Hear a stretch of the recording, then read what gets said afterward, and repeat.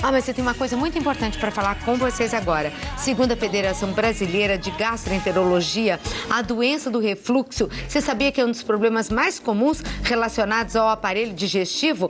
Olha, para que você tenha uma ideia em casa, estima-se que 45% da população ocidental relate a ocorrência de algum episódio de refluxo por mês e que 5 a 10% dessas pessoas têm um refluxo todos os dias. Para falar sobre esse assunto no programa, tá linda, doutora. Eu tô recebendo aqui no programa a doutora Adriana Costa, ela tá de verde, super bonita, que é endoscopista e gastroenterologista. Tudo bem, doutora? Tudo bem, Claudete. Fez boa viagem? Muito boa viagem, mais uma vez um prazer o seu convite e estar aqui com vocês na TV Aparecida. Eu é que agradeço. Olha, são 16h19, dá tempo, esse é o assunto, mas como a doutora faz endoscopia e ela trouxe até um bonecão que depois ela vai mostrar, se for algum problema dessa parte você pode perguntar, né, doutora? De todo o trato digestivo. Todo o trato digestivo. O problema é daqui a aqui. Pergunte para a doutora, que ela está aqui ao meu lado. Mas vamos falar primeiro do refluxo. O que é o refluxo? Que a gente ouve falar mais em bebê ter refluxo. Bem, nós temos um vídeo que ilustra bem o que é o refluxo. Tá. Toda a comida que a gente, para passar da garganta até o estômago, que está aqui, passa por esse tubo que é o esôfago. Então, essa comida, quando chega no estômago, ela não pode refluir. Aqui, no final, entre o esôfago e o estômago, existe uma fibra, um anel de fibras musculares, que é o esfíncter inferior, que ele abre para a comida passar e fecha logo depois. Nossa, que espertinho, quando a comida está chegando, ele O problema é se ele não fecha total. Aí, tudo que está no estômago pode refluir e vai causando essa inflamação no esôfago. Só que esse refluxo, ele pode vir, na verdade, até a boca. E também pode ir para o aparelho respiratório, causando bronquites, asma e pneumonias. Então, essa inflamação aqui, ela dá uma queimação. Imagina esse ácido voltando aqui embaixo, que é bem aqui, nessa altura aqui. Mais ou menos aqui. Aí. Tá. Então, isso dar aquela azia, aquela queimação aqui na boca do estômago, que chama. Então, isso é o famoso refluxo. Quer dizer, que uma queimação na boca do estômago já é refluxo. É o sintoma típico do refluxo. Tá, mas esse refluxo que faz o bebê vomitar em jato, esse problema é refluxo? O refluxo, ele pode ter do bebê até o idoso. Sim, mas quando ele vomita embaixo, em jato, assim, que muitas vezes acontece, é porque volta com tanta... Isso. Força? Quando a gente vê qualquer pessoa vomitando em jato, a gente precisa ter uma boa avaliação também da nuca, porque existem doenças para diferenciar, inclusive meningite. Se tiver com esse vômito muito em jato, vem acompanhado de febre. Mas o vômito em si, quando é no bebê, na criança até 1 ano, mães não precisam se preocupar, assim, desesperadamente. É bom procurar o médico, o pediatra, porque... Nessa fase, até 1 aninho, a criança ainda não desenvolveu, não está bem amadurecida essa musculatura que eu mostrei que tem que fechar. Certo. E a criança nessa fase também tem o costume de mamar e deitar, né? Arrota um pouquinho e deita. Então, normalmente, depois de 1 aninho, que já amadureceu mais os sistemas neurológicos, o esfíncter já está mais forte, e ela também já começa a andar, muda um pouco aquela posição de deitada o tempo inteiro para andar, engatinhar. Isso, o refluxo costuma resolver na maioria das crianças. Sozinho? Sozinho. É claro que isso precisa de um acompanhamento médico, porque tem crianças que não são assim, precisam às vezes até de procedimento cirúrgico. Ok. Agora, quais são as causas? Por que em alguns abre e fecha? Ou, de repente, não fecha? Bem, as causas do refluxo, elas são multifatoriais, mas elas têm a ver com esse músculo que está lá embaixo. Qualquer coisa que evite que ele feche, ou o paciente tem uma hipotensão, aquela musculatura inteira não funciona, ou ele tem isso transitório, tem horas que aquilo fica semiaberto, depois fecha, ou se ele tem uma hérnia de hiato, que é isso aqui, olha, vamos mostrar aqui no boneco. Vamos desmontar o corpo. Aqui, então, só pra gente ter uma noção, bem aqui, nessa altura aqui, passa a gente tirando aqui é onde termina o esôfago e começa o estômago. Por isso que a dor, aquela queimação é aqui, na boca do estômago. Nós temos aqui, na frente do esôfago, nós temos os pulmões, tá? Aqui eu vou tirar o coração daqui e vou retirar o fígado para a gente enxergar melhor. Tá. Então, nós temos aqui, passando, que começa na boca e terminando bem aqui, ó, esse órgão aqui, é o esôfago. E ele termina aqui no estômago. Ele é fininho ou ele é meio grossinho? Ele é fino, ele é bem mais fino, ele é um tubo. Um tubinho mesmo. É um tubo. E ele tem que terminar exatamente aqui. A altura, bem aqui, passa um músculo da respiração, que é o diafragma. Ah, fica aí? Fica aqui, bem aqui, separando o que é tórax, o que é peito, do que é abdômen. Certo. Então, qualquer motivo que faça com que essa aberturinha aqui que fica só um canal para o esôfago passar. Se esse diafragma, que é para estar aqui assim, se ele alarga por algum motivo, ele permite que um pedaço do estômago suba. E aí a gente vai ver que o estômago, uma parte dele vai estar aqui para cima. Tem uma imagem de uma foto que eu mandei. Aqui, ó. Se der para vocês tentarem imaginar essa figura do diafragma e aqui o estômago, está aqui, ó. É como se fosse aqui passando o diafragma. Então aqui está o esôfago e aí começa o estômago, que é como se fosse esse grão de feijão gigante. Olha a diferença aqui. O diafragma largou, um pedaço do estômago subiu. Essa bolinha aqui. Nossa. Quando ele sobe, ele impede, esse esfíncter já não vai mais funcionar tão bem. Direito. Mas por que que sobe assim? Então, a sabe? pessoa pode ter qualquer coisa que aumente a pressão intraabdominal, às vezes problemas anatômicos mesmo da pessoa, podem fazer com que isso aconteça. Pode ser hereditário, então? Pode ter algum fator genético em relação à parte de anatomia, mas na verdade tem muito a ver com a anatomia e tem a ver mesmo com esse fechamento do esfíncter. Agora, por exemplo, a pessoa ganhou peso também, ela está obesa. É um fator de risco, por quê? Porque aumenta muito a pressão intraabdominal e às vezes você faz com que reflua, porque a pressão do estômago é muito maior do que a pressão do esôfago. Quanto mais eu aumento esta pressão, mais eu vou ter Doutora, refluxo. mulheres que provocam vômito, que sofrem de bulimia, podem estar enfraquecendo esse músculo do esôfago, não? É uma doença, a bulimia é uma doença que até um certo momento eu acho que sim, mas na verdade ela tem mais a ver com fatores psicológicos, mas toda vez que vocês Sim, mas por exemplo, vômito, o ato de ter a doença e tá sempre vomitando, tem mulheres que vomitam 40, 50, 60, 80 vezes por dia. Tem Você mesmo. tá sabendo? Isso é uma doença muito grave, triste, muito séria. E muitas meninas sofrem disso. Só que aí, assim, ela vai ter, se fizer uma endoscopia, ela vai ter uma esofagite, porque ela tá tendo muito refluxo ali pelo próprio vômito. E os ácidos do estômago voltam, Sim, né? volta tudo, volta comida, mas volta ácido. Só que a base do tratamento dela não é esse. São doenças diferentes. Ela tem como consequência. Mas, então, como consequência, um fator de risco, por exemplo, sei lá, para ter, pode ser a doença? Ela vai ter, sim, uma esofagite. Provavelmente ela terá uma esofagite. O grau de severidade vai depender do grau dos sintomas dela, da doença dela. Mas a doença de base dela, a priori, não é doença do refluxo. Agora eu queria saber quais são os fatores de risco para o refluxo. Você falou da obesidade, devem existir outros? Na verdade, assim, a Federação Brasileira de Gastroenterologia, ela fala em 10 a 12% da população, mas isso tirando por baixo, porque só foram levados em conta os sintomas de queimação retroesternal, a pirose, a azia, né?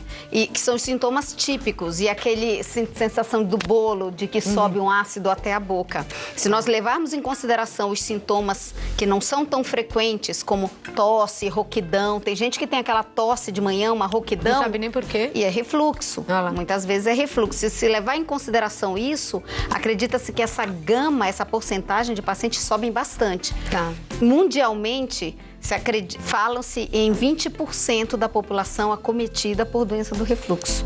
Bastante gente. É muita gente. Fatores de risco, obesidade? Além da obesidade, e que é um fator importante de falar, porque a obesidade e o sobrepeso, uma vez tratados, esses pacientes eles podem inclusive deixar de ter o refluxo. Além disso, o tabagismo, ingestão de bebidas alcoólicas, algumas doenças como diabetes fazem com que a pessoa possa ter refluxo porque elas têm uma digestão mais lenta, um esvaziamento do estômago mais lento. Algumas medicações, alguns antidepressivos podem facilitar. A gravidez e o tipo de alimentação e principalmente a forma, aquelas dietas, que faz aquela refeição super volumosa, com excesso de gordura, e que logo depois, o que acontece com muitos de nós, né, que chega, às vezes passa o dia inteiro comendo aos pouquinhos, a refeição principal é o jantar, chega em casa, come aquele prato, logo depois vai se deitar. Esse é o paciente que provavelmente vai ter refluxo. É muito, muito forte a tendência, muito grande. Então, é essencial que você diminua, não faça essas refeições super volumosas, principalmente no jantar. E respeite pelo menos 2 a 3 horas após a ingestão do jantar para se deitar. Tá certo. Tem gente que já come na cama, né? Come muito até na cama e aí vai dormir com o estômago cheio. Nossa, tem uma ajuda aqui, mas eu preciso chegar perto que tem uns nomes de medicamento e também de uma doença que eu quero que você veja. Olha, tem muita pergunta, mas dá tempo hoje de responder o seu e-mail, tá? São 16h32. Se mandar um e-mail sobre trato digestivo ou refluxo, que é o nosso assunto, mas pode ser outro problema, a doutora tá aqui pra ajudar. E acho que é bom, né, como médico, poder atender dessa maneira. Com certeza. Aqui, ó, Eliane Alves, oi, Claudete, me ajude, por favor. Estou com refluxo grave desde sexta-feira. Dores no estômago, dificuldade para comer, dificuldade respiratória, dor no peito. Fui para emergência 2 vezes, estou medicada, o nome do medicamento. E ela quer saber se a medicação está correta, se existe cura ou se pode ser, né, para sempre isso que tá dando nela, se pode ser uma coisa que vai se tornar crônica. E ela também faz esse comentário, ela já teve úlcera, diz que não pode tomar nem anti-inflamatório, nem antibióticos. Tá. Deu pra ler? Deu. Elaine, é isso? Elaine Alves. Você não falou de onde é, né, Elaine? Mas boa sorte. Bem, Elaine, a primeira coisa assim, essas dores fortes retroesternais, o paciente quando chega com essa dor se confunde muito com dor no peito de coração. Primeira coisa que o paciente quando chega isso no pronto-socorro, precisa ser visto primeiro a parte, se tiver alguma dúvida que seja cardíaca, precisa primeiro descartar que não é nada cardíaco. Quando você descarta, a outra grande possibilidade é que seja realmente o refluxo. Uma vez feito isso, e já vamos chegar começar dizendo que realmente é refluxo. As medicações que eu vi aqui são as medicações que normalmente se usam para a doença do refluxo. Numa fase aguda, a gente coloca o inibidor de bomba, que tem vários, eu vou falar o nome da droga, não o nome comercial. Omeprazol, esomeprazol, pantoprazol, todos essa é a principal medicação para o tratamento da doença do refluxo. Numa fase aguda, se você não estiver respondendo ainda bem, de sexta para cá, já é para ter melhorado. Se ainda não melhorou, pode ser que precise aumentar a dosagem da medicação. Essa dosagem não seja o suficiente, aí precisa voltar no médico. A outra coisa, em relação à bactéria que você perguntou do H. pylori, não há nenhum consenso dizendo que ela pode aumentar ou atrapalhar o seu refluxo ou tá fazendo com que ele seja mais grave. Então, ela não tem a ver, muito pelo contrário, alguns acham até que ela pode proteger o teu esôfago de certa forma, mas isso aí não há consenso, mas uma coisa se sabe, ela não deve estar fazendo com que o seu refluxo seja mais grave. Qual foi a outra pergunta dela? Ixi, agora... Já fui. Eu acho que foi. Mas acho que era isso. Ela já teve úlcera, né? Não pode tomar anti-inflamatório. Se tem cura ou se é crônico. Se é crônico, isso. Então, isso é uma coisa que eu acho que é importante não só para a Elaine, mas é uma dúvida. Então não vamos falar já. Depois a gente fala da cura e do tratamento, tá bom? Só pra... Você aguarda aí, assim você não muda de canal, não vai pro programa da vizinha, você espera aí que a gente vai falar. Não é? É porque eu quero fazer antes as perguntas aqui, viu, meu amor? E tem várias. Cláudia, boa tarde, eu sou a Dilva de Maceió, adoro seu programa. Obrigada, Dilva. Avisa as amigas que eu tô aqui agora para todo mundo colocar na rede Aparecida.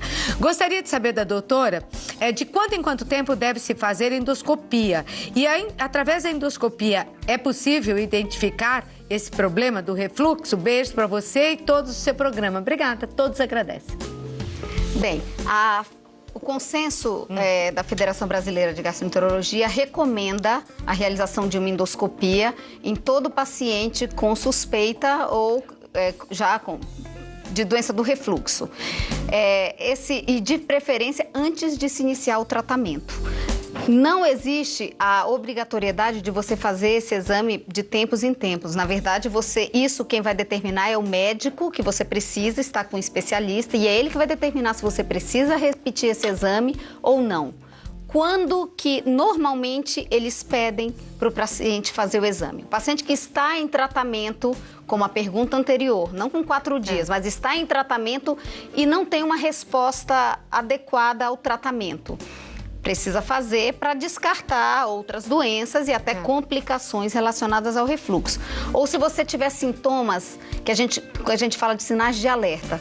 Além desse sintoma de queimação, você está com dificuldade para engolir, você está perdendo peso, você está apresentando algum sangramento. Isso pode ser uma complicação da doença do refluxo ou pode ser até uma outra doença associada, até um câncer. Mas sangramento o quê? Pela boca? Sangramento pela boca, isso pode vir. Ou então pelas fezes, que aí vem preta. Como também. Também. Isso pode ser, porque o sangue ele digere no aparelho digestivo e sai preto. Tá? Passa então, pelo um sangramento associado a essa pirose não é mais só azia.